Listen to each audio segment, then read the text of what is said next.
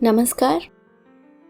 कहानी गोल्ड में आज सुनिए सुधा जुगरान जी की लिखी कहानी खाइन।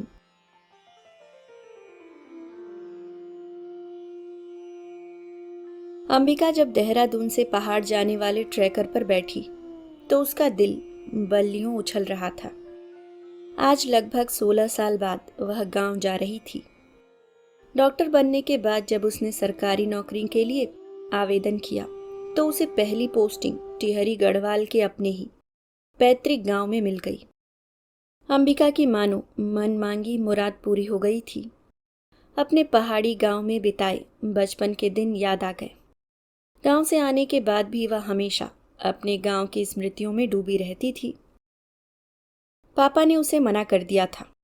वे उसे किसी भी सूरत में इतनी दूर पहाड़ नहीं भेजना चाहते थे, लेकिन अंबिका के काफी इसरार करने पर वे तैयार हो गए। अंबिका के दिल में बचपन की मधुर यादें कुलाचे मार रही थी। अपने संयुक्त परिवार की, गांव के खेत खलिहानों की, बुजुर्गों की, साथ खेले संगी साथियों की, और सबसे ज्यादा जिससे मिलने को वह उतावली थी वह थी उसकी बाल सखी पार्वती। अंबिका के पापा सरकारी इंटर कॉलेज में टीचर थे। वे काफी साल तक अपने ही गांव के स्कूल में पोस्टेड रहे। उसी दौरान अंबिका ने गांव के इंटर कॉलेज से 8वीं पास की थी। फिर अंबिका की पढ़ाई के कारण उसके पिता ने स्थानांतरण शहर में करवा लिया और बाद में वे लखनऊ आकर बस गए। अंबिका पढ़ाई में बहुत होशियार थी, इसलिए मेडिकल में निकल गई। जब गांव से आई थी तो 13 साल की थी। अब 16 साल बाद वह डॉक्टर बनकर गांव जा रही थी। उसके जेहन में गांव के प्रवास के समय की बहुत मधुर यादें थीं। वह जल्दी से जल्दी उसी माहौल को दोबारा जीना चाहती थी। पार्वती से मिलकर ढेर सारी बातें करना चाहती थी। उसने सोच रखा था कि गांव में वह सरकारी आवास में न रहकर अपने ही पैतृक घर में रहेगी, इसलिए उसने पिता से घर की चाबी भी ले ली थी। लखनऊ से देहरादून वह ट्रेन से आई थी। सुबह देहरादून से चली और दोपहर 1 बजे तक वह अपने गंतव्य तक पहुंच भी गई। उसे आश्चर्य हो रहा था, जहां पहले आधी सड़कें कच्ची थीं, वहीं अब चमकती सड़कें देवदारों के जंगलों के बीच में से गुजरकर फिल्मी दृश्य उपस्थित कर रही थीं। दूरस्थ गांव तक भी सड़कों का पहुंचना जारी था। जंगलों के बीच से आती सुगंधित बयार उसके तन मन को भिगो रही थी। गंतव्य पर पहुंचकर वह ट्रैकर से उतरी, अपना बैग कंधे पर डाला, अटैची उठाई और चलने का उपक्रम करने लगी। लंबे समय से पहाड़ी यात्रा की आदत न होने के कारण उसे चक्कर आ रहे थे। उसने सड़क के किनारे बनी चाय की दुकान पर खड़े लड़कों से गांव का रास्ता पूछा। लड़कों ने इशारा कर दिया। उसे लगभग आधा मील की तो उतराई उतरनी ही थी। सोच रही थी कि इस भारी अटैची के साथ इतना रास्ता कैसे तय करेगी। दीदी, कहाँ जाना है आपको? लड़के उसकी दुविधा तोड़ते हुए बोले। राम प्रकाश जी के घर जाना है। कहीं आप डॉक्टर दीदी तो नहीं हैं? राम चाचा बता भी रहे थे। हाँ, मैं वही हूँ। पर आप तो कल आने वाली थी शायद। हाँ, लेकिन आज ही पहुँच गई। तुम उनके घर में खबर कर सकते हो। वह बेबसी से अपना सामान निहारती हुई बोली। सामान की आप चिंता मत करो दीदी, हम पहुंचा देते हैं। लड़के उसका मंतव्य समझकर उसके बिना मांगे ही उसकी मदद को तत्पर दिखे। एक लड़के ने उसकी अटैची अपने सर पर रख ली, दूसरे ने बैग। वे ढलान उतरने लगे। वह भी उनका अनुसरण करने लगी। उसे अभ्यास न होने की वजह से चलने में परेशानी हो रही थी।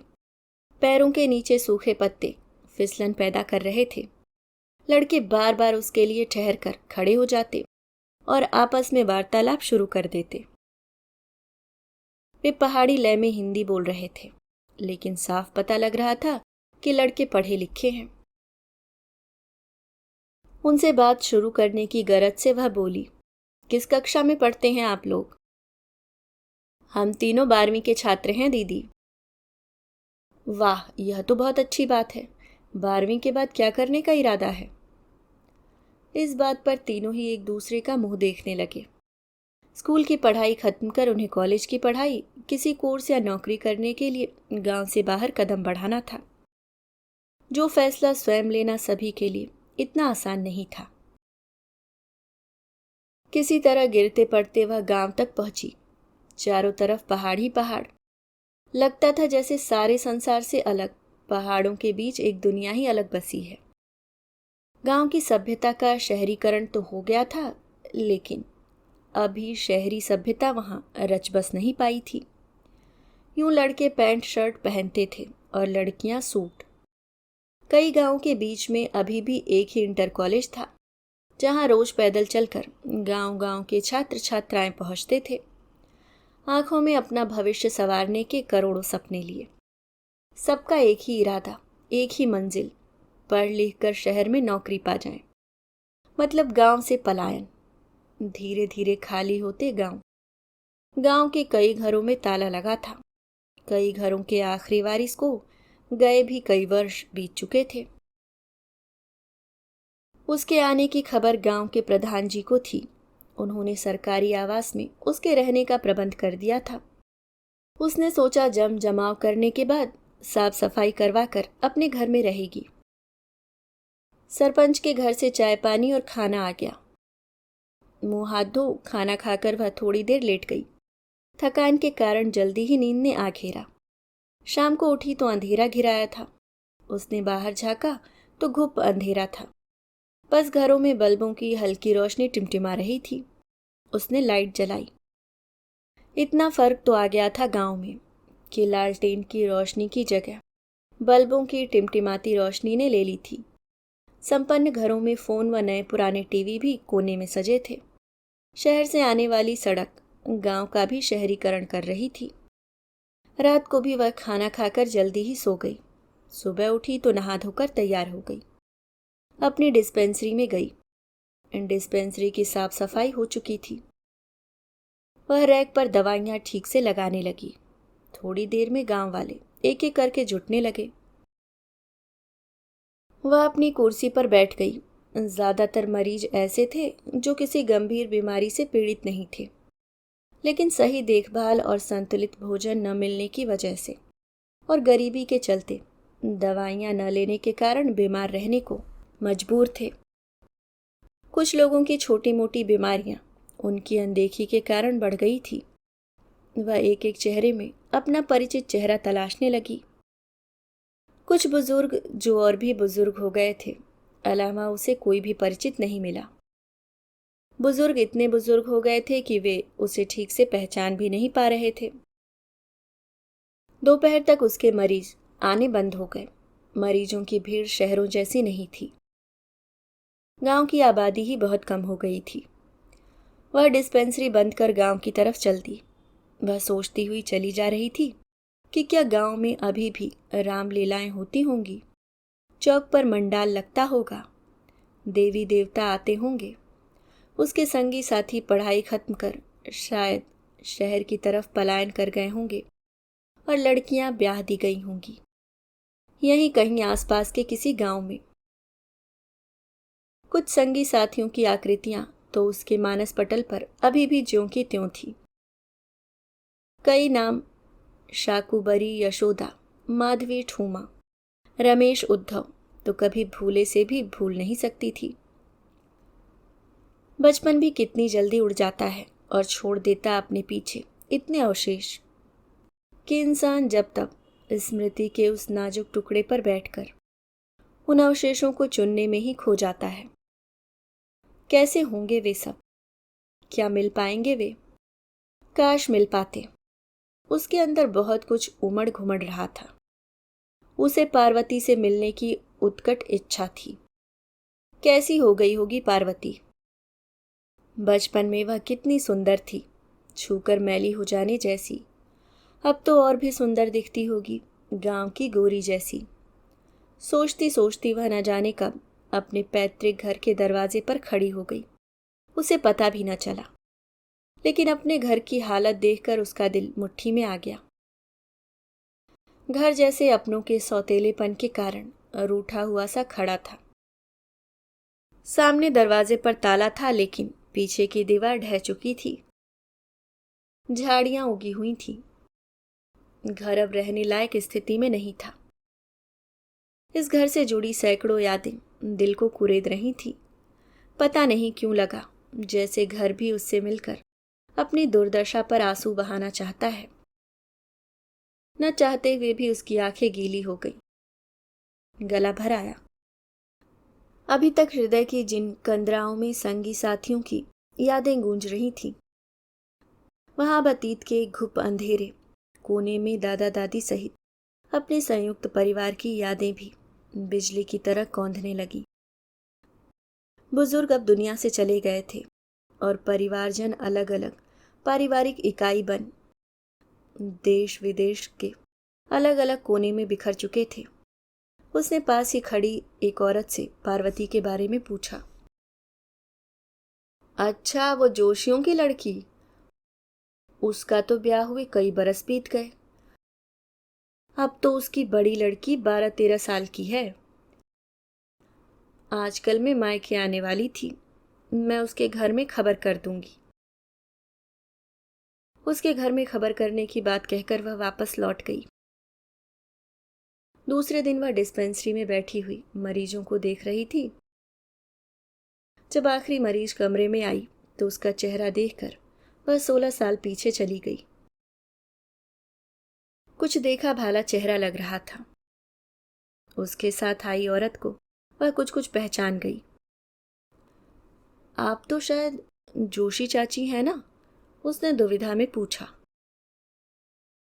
हाँ हाँ बिटिया, पहचान गई तू? यह है पार्वती। जैसे ही तेरे आने की खबर सुनी तो तुझे मिलने को व्याकुल हो गई। यह पार्वती है? वह अचंभित सी उस कृशकाय शरीर को देखती रह गई। उसका भीगा भीगा सा स्मृतियों में घुला मिला वह रूप और सामने खड़ी पार्वती के वर्तमान स्वरूप में दूर दूर तक कोई साम्य नहीं था। पहले वाली पार्वती का कोई निशान भी अब बाकी न रहा था। अगर वह उसकी मां को नहीं पहचानती तो शायद इस बात पर विश्वास ही नहीं कर सकती थी कि सामने खड़ी यह कृशकाय उम्र दराज सी लगती स्त्री पार्वती ही है। पार्वती भी उससे मिलने की उत्सुकता से भागी चली आई थी, लेकिन अब उसके ओहदे और रौब दाव वाले व्यक्तित्व देखकर संकोच में पड़ गई थी। पार्वती? वह चिहुक कर उठ खड़ी हुई। लेकिन यह इतनी कमजोर क्यों हो गई? कमजोर न होगी बिटिया। 5 बेटियां हो गई, छठा पेट में है। अब की बार लड़का हो जाए तो शहर जाकर ऑपरेशन करवा ले। 6 बच्चे? वह अचंभित दया दृष्टि से पार्वती की तरफ देखने लगी। यह इंसान है या पशु? 6 बच्चे की मां पार्वती कहीं से भी उसकी बाल सखी पार्वती नहीं लग रही थी, जिसके लिए वह लखनऊ से यहां तक भागी चली आई थी।